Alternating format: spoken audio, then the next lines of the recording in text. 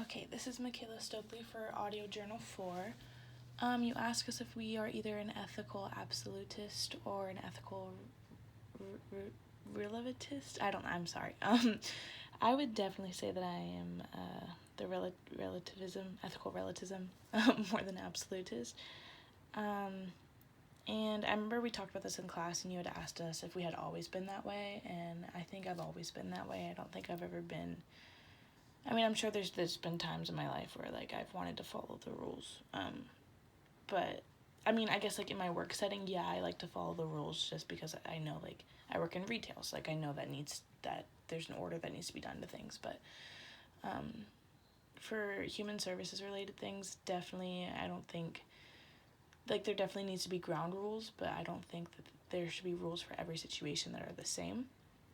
And I believe this because I think that every situation and every problem that you're going to come across, every case that you get is going to be different, obviously, and there's going to be different details to each and different circumstances and different solutions. So I don't think that one set of rules can apply to every single one of these situations. And I mean, just to give, like, an example, like, for example, let's think.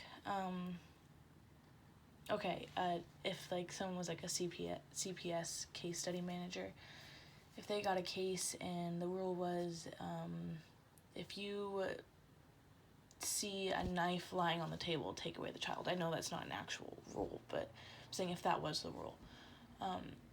So you go into the house and you see there's a knife on the table, so you have to report that and the kid gets taken away. What if the mom was just cutting up tomatoes for dinner, like just something that simple, like a simple solution as to why it was on the table, or something that a child could reach, and the child gets taken away from their mother forever because of that, or until they're 18 because of one rule that shouldn't have been even applied to it. Obviously that was a really bad example, and I know that's not an actual rule. I'm just saying, like, as a metaphor, that things that are much bigger than that can happen. And like I said, I don't think every situation has the same amount of rules. Then what ethical issues in the human services profession do you think I'm most likely to encounter? Definitely, if I end up being in a job that's bureaucratic or involved in the government, definitely my biggest issue is going to be following the rules. I'm definitely going to want to take matters in my own hands. I'm definitely not going to want to follow protocol. I've always been that way. I'm definitely going to want to do things that I think are right, which is why I don't think I should ever be in a human services job that's bureaucratic, because I don't think that, like I said, I think every circumstance is different. Kind of like in the book I was reading for my other class, like Just Mercy, how like stuff for the death penalty is just so, like, exact and everything, even though each circumstance, each person, they were convicted for something different, so the laws shouldn't be applied the same for each person, because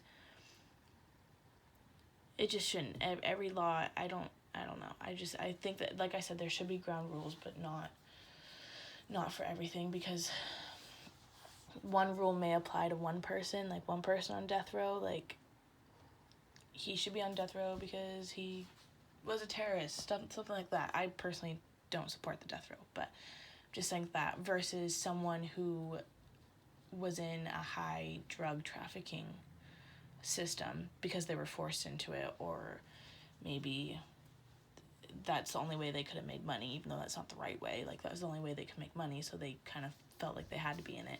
They'd be on death row for that, for something that wasn't exactly their choice.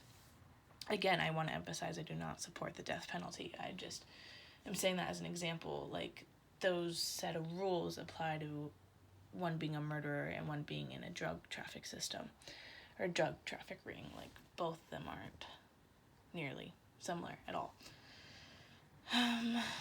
And like I said, definitely the greatest struggle for me will be following rules. But I think the older I get, the more I'm going to realize that rules are more important. I think I'm kind of in this like mindset right now where I'm just like, no, like, this rule doesn't apply to this, and this person shouldn't be put away for this because of this and this and this. I think the older I get, the more I'll understand. The more I go into my major, I'll understand and have more research. But I do believe at the core of my being that I am definitely will always be a relativist than an absolutist. Okay, well, thank you.